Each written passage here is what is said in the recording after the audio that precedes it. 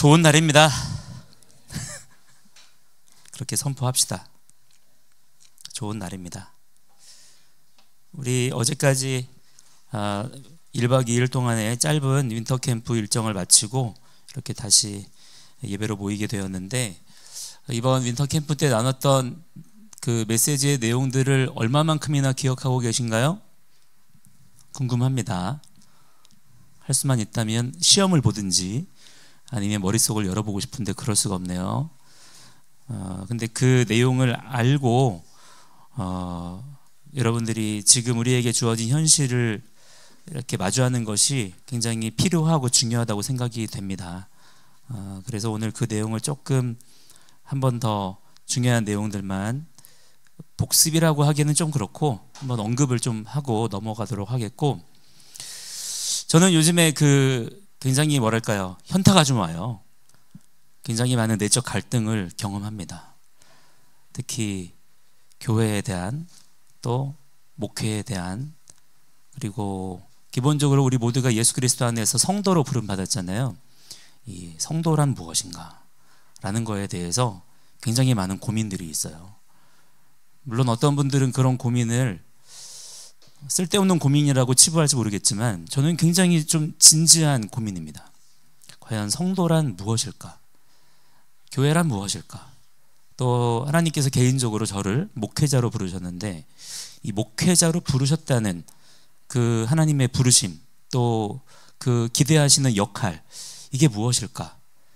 굉장히 많은 그 내적 갈등이 있다는 것은 혼동이 있다 이 말이에요. 혼동스러워요. 왜냐하면 상황 때문에. 근데 이 하나님의 말씀, 그리고 그 말씀을 인도하시는 주님과의 그 날마다의 인격적인 교제 안에서는 너무나 그것이 분명하지만, 사람인지라 연약하잖아요. 그죠? 사람은 누구나 연약합니다. 저만 그런 거 아니죠? 아무렇지도 않은 듯 뻔뻔하게 표정을 짓고 계셔가지고 나만 그런가 그랬습니다. 다 마찬가지죠? 다 누구나 연약함이 있어요. 어떤 연약함이냐면, 분명히 알고 있고 또 어제까지도 믿었던 것이지만 오늘 나에게 보여지는, 경험되어지는 이 현실을 마주할 때 흔들립니다. 연약함을 경험하게 돼요. 그래서 그때마다 느껴지는 뭐랄까요, 내적 갈등, 여러 가지 혼돈, 여러 가지 고민들, 막 이런 것들이 많이 일어나고 있는데, 그런데 그런 것들이 마냥 나쁘다고만은 생각하지 않아요. 오히려 그런 과정들은 필연적입니다. 왜냐하면 우리는 하나님이 아니니까. 그죠? 이 믿음이 되게 중요합니다. 이걸 인정하십시오. 여러분은 하나님이 아닙니다. 저도 하나님이 아니고요. 우리는 하나님이 지으신 피조물입니다. 이것을 인정하면 많은 혼돈 가운데 좀 더 답을 빨리 찾을 수가 있고, 모든 상황들을 좀 명쾌하게 우리가 좀 해답을 찾을 수가 있어요. 우리는 하나님이 아니고 하나님이 지으신 피조물이기 때문에 우리가 마주하는 모든 현실들을 내가 원하는 대로 만들어 갈 수가 있어요, 없어요? 우리는 그럴 수 있는 존재가 아닙니다.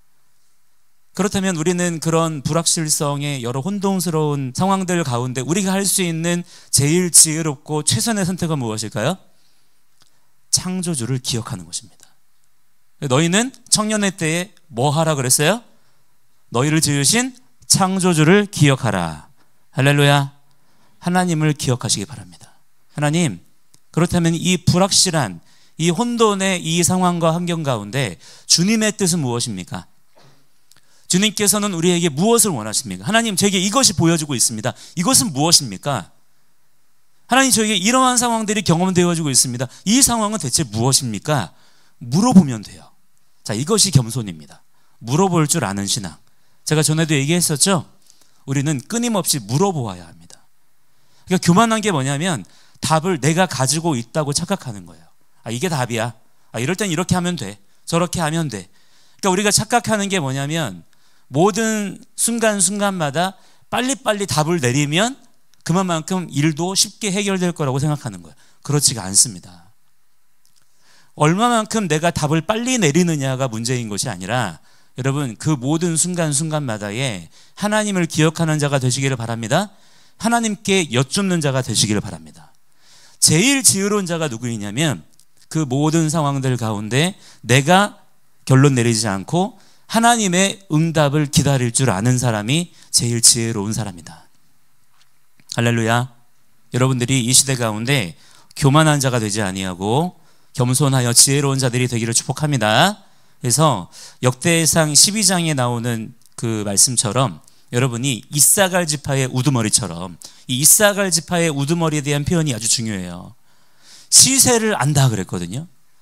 시대를 분별할 줄 아는 거예요. 그냥 주여만 하고 있는 게 아니라 지금 이 시대 가운데 하나님은 어떤 일을 행하고 계시는가, 이걸 분별할 줄 아는 거죠. 그 지혜가 이 시대를 살아가는 여러분들에게 있어야 될 줄을 믿습니다. 지금 이 시대는 지혜롭거나 아니면 멍청하거나 둘 중에 하나입니다. 어떤 사람 되고 싶으세요? 고르세요. 정말입니까? 이거는 여러분이 선택하는 겁니다.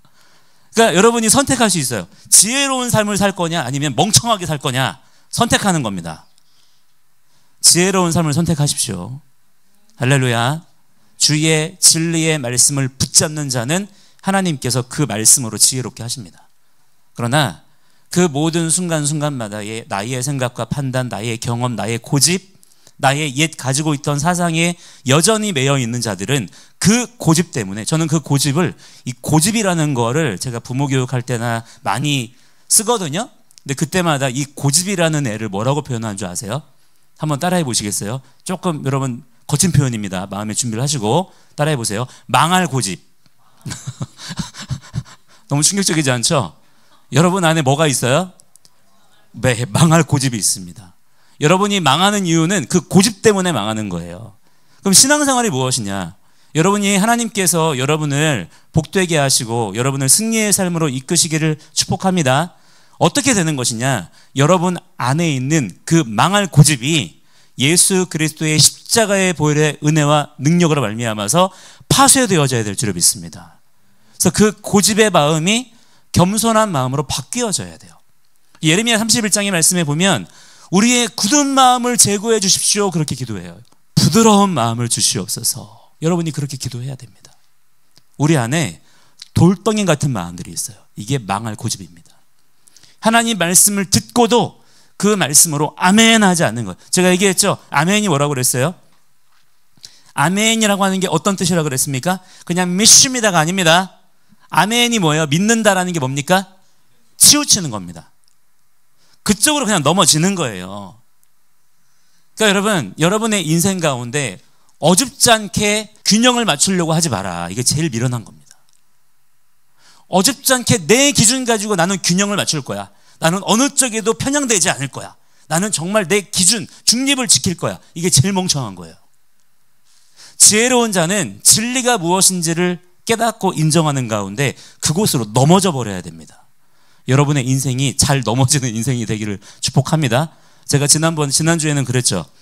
혹시 기억나세요? 제가 지난주에 여러분에게 축복한 내용 기억나십니까? 여러분이 결박당하기를 축복했죠? 네, 무엇에 결박당해야 돼요? 하나님의 말씀에 여러분이 묶임당해야 됩니다. 그게 자유다. 되게 아이러니죠, 그죠? 그래서 여러분 일주일 동안 잘 묶임당하셨습니까? 잘 결박당해 계셨어요? 아니면 자기 마음대로 돌아다녔어요? 보시면 그 무덤 사이에서 막 날개 돋친 듯 막 소리 지르고 발광하던 사람이 있었죠. 예, 거라사제방에 있던 미친 사람, 광인. 그죠? 그게 자유일까요? 내가 하고 싶은 대로 올라오는 대로 소리 지르고 막 쇠사슬을 끊고 막 그렇게 하니까 자유예요? 아니죠. 이건 결박당한 인생입니다. 죄와 사망의 권세에 매여 있는 거죠. 근데 그가 예수님을 만납니다. 그리고 가만히 있습니다. 그 모습이 무엇입니까? 그것이 자유예요. 여러분들이 주님 안에 자유한 자들이 되기를 축복합니다. 이번에 여러분들에게 드리고자 하는 축복은 뭐라고요? 지난주에는 말씀에 묶임 받아야 되고 이번에는 뭐라고요? 네? 제가 조금 전에 얘기했잖아요. 뭐라고요? 네, 넘어지는 축복. 잘 넘어지시기를 바랍니다. 가다가 넘어지세요, 그냥. 아시겠죠? 네, 가다가 하나님 말씀 앞에 자꾸 넘어지셔야 돼요. 지금 이 시대 가운데 막 드러나고 있습니다. 지금 이 시즌은 드러나는 시즌인 것 같아요. 그동안에 그 애매한 상황 가운데 뭔가 정체를 알 수 없었던 그 정체의 모를 이렇게 덮여 있던 것들이 지금 이 시기에 풍랑을 만나서 그 정체를 다 드러내고 있습니다. 그 부끄러운 수치스러운 민낯이 다 드러나고 있고요. 그동안에 우리 한국 교회의 영적 수준이 어느 정도였는지 다 드러나고 있고요. 목회자들의 수준이 어느 정도에 다 드러나고 있고요. 성도들의 믿는 내용과 수준이 어느 정도에 다 드러나고 있어요. 굉장히 수치스러운 시간들이지만 그와 동시에 어떤 시간일까요? 감사와 은혜의 시간입니다. 여러분, 죄는 드러나야 다뤄질 수 있는 거예요. 죄가 감춰져 있잖아요. 감춰져 있으니까 보이지 않으니까 괜찮은 걸까요? 그 안에서 썩어가고 있는 겁니다. 더 병들어가고 있는 거예요. 그 썩어진 데를 들춰내서 그 모든 썩은 고름들을 긁어내야 되는 거예요. 아프죠. 고통스럽죠. 그렇지만 그 시간을 통과할 때 회복과 치유의 역사를 경험하게 됩니다. 지금 하나님께서 지금 우리나라를 그렇게 다루고 계세요. 여러분, 이 시즌을 놓치지 않는 자들이 되기를 축복합니다. 그러니까 이 시즌을 전혀 영적으로 분별하지 못하고 이게 지금 무슨 일이야 하고 뉴스만 쳐다보고 있는 사람들은 지금 이 시즌을 통해서 오히려 더 병들어가는 거예요. 회복과 치유의 기회를 놓치게 되는 것입니다. 여러분은 그렇지 아니하고 이 시즌을 잘 분별하여서 하나님의 뜻대로 바로 서는 자들이 다 되시기를 축복합니다. 그래서 여러분들이 지금 이 시대 가운데 어떤 영적인 분별력을 가져야 되느냐, 이번에 윈터 캠프에서 여러분에게 제가 금요일날 저녁에 여러분에게 이 말씀 한 절만 여러분들이 정말 믿는다 그래도 여러분이 신앙생활을 허투루 할 수가 없다, 여러분에게 그렇게 도전하고 제안했던 말씀이 있어요. 그게 뭐예요? 창세기 1장 1절 다 암송할 줄 알죠? 한번 해보겠습니다. 시작. 태초에 하나님이 천지를 창조하시니라. 이거 정말 믿느냐 물어봤었죠? 그죠? 여러분 지금도 믿으세요? 지금도 그렇게 믿기어지세요? 창세기 1장 1절 태초에 하나님이 천지를 창조하셨다. 믿어지세요? 이게 믿어지면 세상을 바라볼 때에 그냥 바라볼 수가 없다는 거예요. 뉴스를 그냥 쳐다볼 수가 없다는 거예요. 지금 현실을 세상 사람들의 여론에 함께 휘둘릴 수가 없다는 거예요. 달리 보일 수밖에 없어요. 이 말씀이 정말 믿어진다면. 한국교회 일어날 수밖에 없어요. 이 말씀이 정말 믿어진다면. 그러니까 한국교회에서, 한국교회 강단에서 사실은 지금 이런저런 말씀이 필요한 게 아니라 지금 교회 성도들에게 창세기 1장 1절을 가르쳐야 돼요. 이거 정말 믿냐 당신들? 정말 창세기 1장 1절에 아멘 할 수 있냐? 여기에 넘어질 수 있냐? 이 말씀에 치우칠 수 있냐? 여러분 도전해야 됩니다. 가르쳐야 돼요. 그리고 여러분도 여기에 대해서 답을 내놓아야 합니다. 그러니까 이 말씀에 정말 여러분이 넘어질 수 있다면 세상에 대해서 여러분들이 미혹을 당할 수가 없어요. 지금 모든 죄와 사망의 권세는 무엇인지 아십니까? 이 창세기 1장 1절을 대적하는 것입니다. 창세기 1장 1절을 믿지 말라는 거예요. 이 시대 가운데 여러분 영 분별을 바로 하시기를 바랍니다. 그러니까 세상은 복잡하게 얘기하려고 그래요. 왜 복잡하게 얘기할까요? 복잡하게 얘기해서 단순 명료한 진리를 가리려고 하는 거예요. 이러한 시도 가운데 여러분들이 미혹을 당하지 않는 자들이 되기를 축복합니다. 그래서 성경 전체를 읽는 키가 뭐냐면 창세기 1장입니다. 그러니까 창세기 1장 1절부터 시작되어지는 창세기 1장의 창조 기사만 여러분들이 성령 안에서 바르게 이해를 해도, 완벽하게는 이해하지 못할지언정 그 모든 흐름이라도 여러분들이 이해를 해도 여러분의 세계관이 놀랍게 바뀌어지는 경험을 할 수가 있게 된다는 거예요.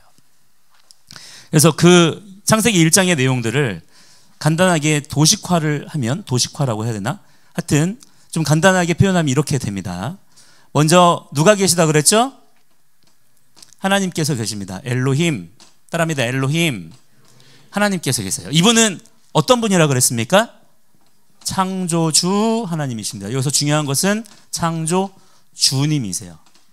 그분은 지으신 것들에 대해서 책임을 지시는 분이십니다. 모든 지으신 것들의 주인 되시는 분이십니다. 할렐루야. 나도 내가 소유하고 있는 것들에 대해서 책임을 지죠? 지키죠? 그 재산권을 내가 지키고 있잖아요. 마찬가지로 하나님께서는 창조주이시기 때문에 그 지으신 것들에 대해서 책임을 지시는 신실하신 하나님이시다. 여러분이 인식을 가지시기를 바랍니다. 근데 이 하나님께서, 창조주 하나님께서 무엇을 지으셨어요?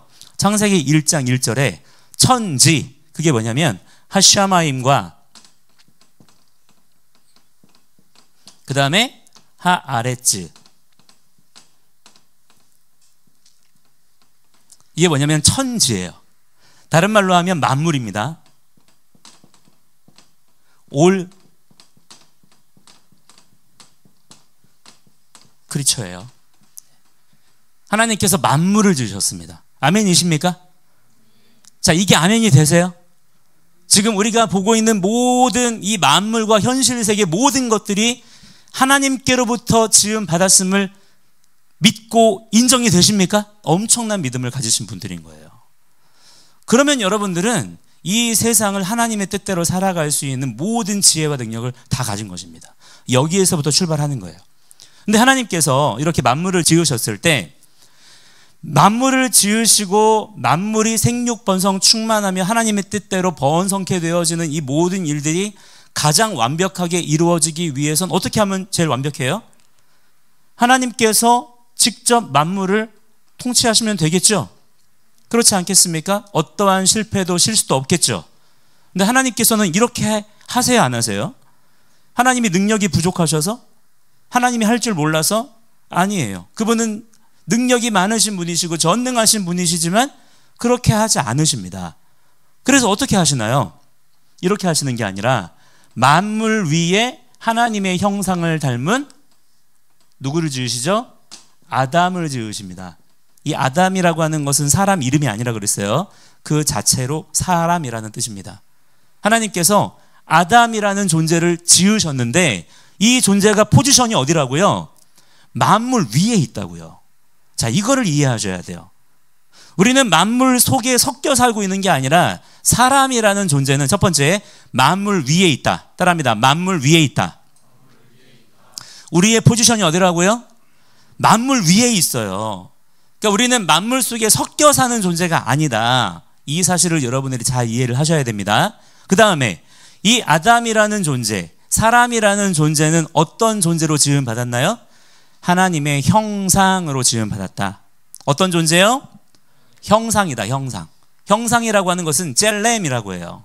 젤렘은 그림자라는 뜻이고 무언가를 반사하고 반영하는 그런 의미를 가지고 있어요. 그러니까 사람이라는 존재는 그냥 이렇게 생긴 생명체가 아닌 거예요. 단순한 이런 생명체, 세상이 말하는 영장류?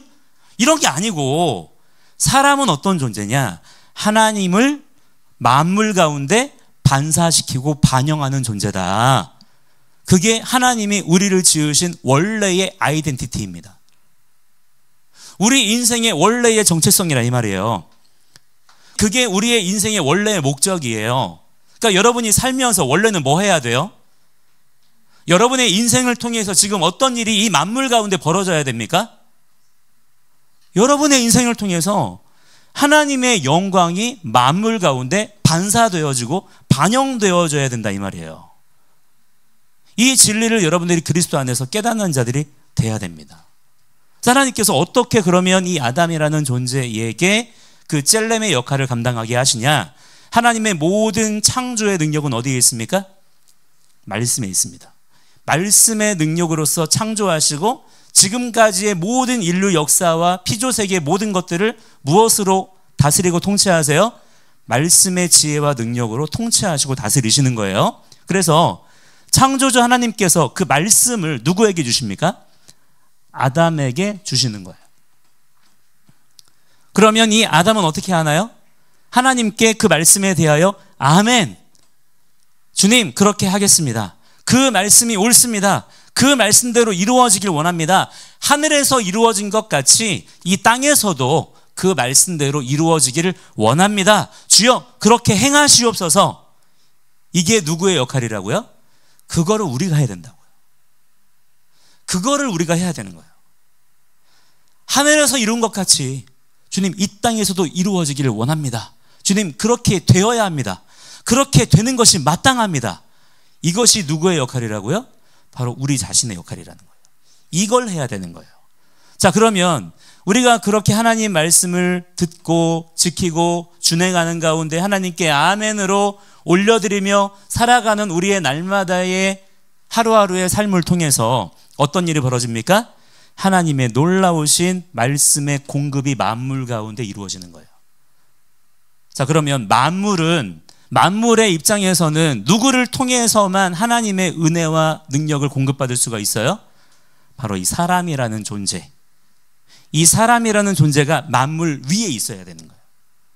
그래서 만물 위에 있어서 하나님께로부터 공급되어지는 말씀의 능력을 만물 가운데로 공급해 줘야 되는 거예요. 그것이 하나님의 창조의 지혜와 경륜인 것입니다. 그런데 창세기 3장에서 깨져버렸어요. 숨어버렸어요. 이 시스템이 원래 하나님의 원하시는 시스템인데 작동하지 않는 거예요. 누구 때문에?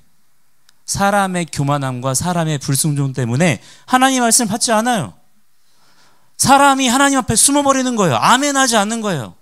그러니까 여러분, 이 시스템이 작동하지 않으니까 사람만 죽어버리는 게 아니라 어떻게 됩니까?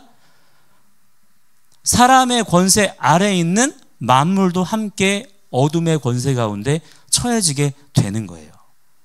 자, 이 원리가 여러분 계속 반복해서 여러분들에게 얘기하고 있는데 이해가 되십니까? 제가 왜 이 설명을 계속 거듭해서 여러분들에게 하고 있냐면, 이 그림이 여러분 머릿속에 장착이 안 되면 지금 현실 속에 일어나는 일들에 여러분의 생각이 함몰될 수 있기 때문이에요. 지금 대체 무슨 일이 일어나고 있는지를 모를 수 있어요. 그리고 제일 중요한 건 뭐냐면, 이 모든 일어나는 일들 가운데 여러분의 인생이 함몰될 수 있습니다. 원래 하나님께서 사람을 지으시고 저와 여러분이라고 하는 사람이라는 존재에게 기대하시는 역할이 있는데, 그 역할을 하나도 한 번도 제대로 감당해 보지 못한 채 그냥 이렇게 흘러갈 수가 있다는 거예요. 그래서 여러분들이 이 하나님이 지으신 시스템을 여러분들이 머릿속에 잘 기억해 두고 그 말씀대로 살아가는 자들이 되어야 됩니다. 자, 그런데 하나님께서는 어떤 분이라고 그랬어요? 창조자가 아니라 단순히 창조주가 중요하다고 그랬죠? 그래서 이분은 신실하신 분이십니다. 그래서 두 가지 선택권이 있어요. 이 문제들을 해결할 수 있는. 첫 번째는 뭐예요? 그냥 다 포기하는 거예요. 하나님 능력이 많으신 분이시기 때문에 그냥 다 없애버리고, 실패했네, 이거 뭐 다시 만들지 뭐. 다시 만들 수 있어요. 그러나 성경에 나타난 하나님은 실수하시는 분이시다? 실패하시는 분이시다? 아니신 거예요. 하나님은 완전하신 분이십니다. 하나님은 실패와 실수를 모르시는 분이에요. 그렇기 때문에 하나님은 이 모든 만물을 포기하지 않으시고, 이 모든 것들이 사실은 하나님이 실수하시고 실패하셔서 이렇게 다시 회복하시고 다시 수습하시고 이게 아니에요. 이런 모든 것들까지 다 하나님의 지혜와 경륜 안에 있습니다. 이거를 여러분들이 다 이해를 하시려면 성경을 더 부지런히 좀 보셔야 돼요. 그러니까 이게 출발점이 됩니다. 자, 이 시스템을 잘 이해를 하셔야 요한계시록까지의 말씀을 여러분들이 그 흐름을 놓치지 않고 제대로 읽어갈 수가 있어요. 그래서 하나님께서는 이 망가진 하나님의 창조의 시스템을 회복하시기 위해서 누구를 보내십니까? 하나님의 아들이신 예수 그리스도를 어떻게 보내세요?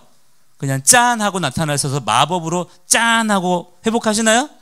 그게 아니고, 하나님은 하나님이 그렇게 하시려 했으면은 아예 처음부터 그렇게 하시면 돼요. 우리로서 제일 속편한 게 뭐예요?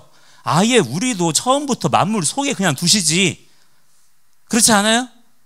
그러면 우리도 하나님의 완벽한 통치 아래 만물 속에서 같이 먹고 마시고 살 수 있잖아요. 근데 우리는 애초에 그런 존재로 지음받은 게 아니라고요. 자, 이게 중요한 겁니다.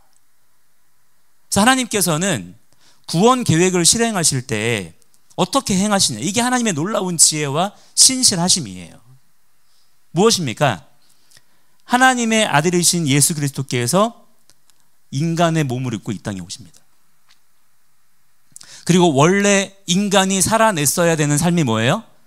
이 시스템이 작동하는 거죠. 하나님께서 말씀하시고 사람은 그 말씀대로 아멘하며 순종합니다. 이 시스템이 제대로 작동을 해야 되는 거예요.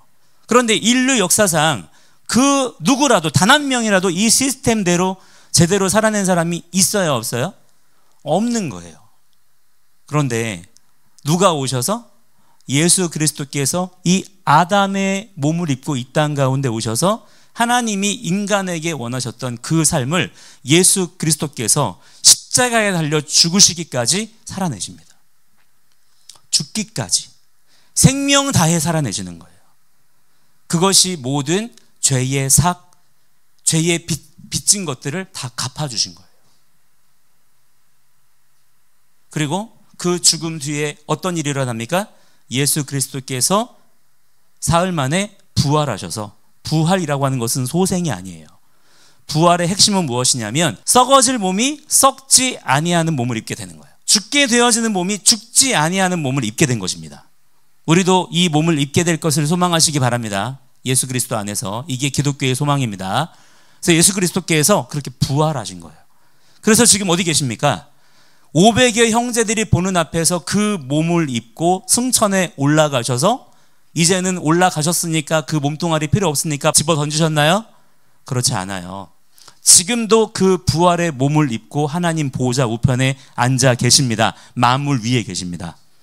그리고 천사들이 뭐라고 증언했나요? 너희들이 본 그 모습 그대로 오실 것이다. 할렐루야. 할렐루야. 여러분, 헛된 것을 기대하지 마시고 말씀대로 기대하시기 바랍니다. 부활체로서 부활하신 예수 그리스도, 회복된 아담의 형상을 입으신 그분께서 다시 오실 거예요. 모든 만민들에게 보여지는 모습으로 오실 것입니다. 이것을 여러분 기대하시고 소망하시기 바랍니다. 그리고 그때 어떤 일이 벌어져요? 예수와 안에 있는 모든 하나님의 사람들이 예수님과 함께 같은 부활의 몸을 입게 될 거예요.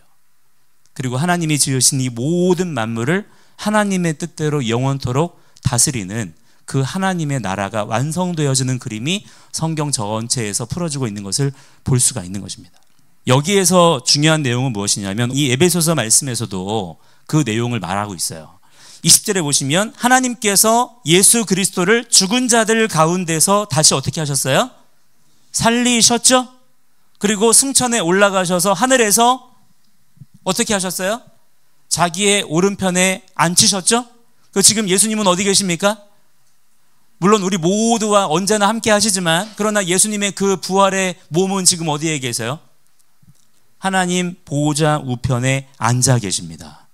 할렐루야. 이 그림을 잘 그리세요. 그 다음에 21절에 보시면 모든 통치와 권세와 능력과 주권과 이 세상뿐 아니라 오는 세상에 일컫는 모든 이름 위에 뛰어나게 하시고, 할렐루야. 자, 만물 위에, 만물을 다스리는 모든 권세와 능력이 누구에게 있어요?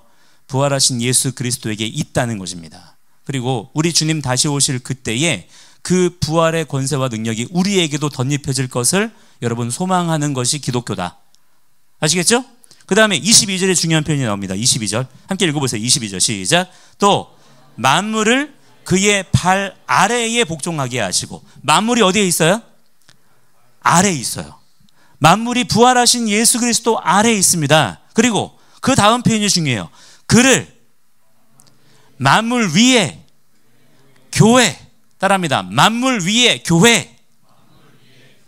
만물 위에 누구? 교회. 교회가 누구입니까? 예수 그리스도 안에서 하나님의 자녀로 부름받은 저와 여러분이죠. 우리가 어디에 있다고요? 만물 위에 있다고요.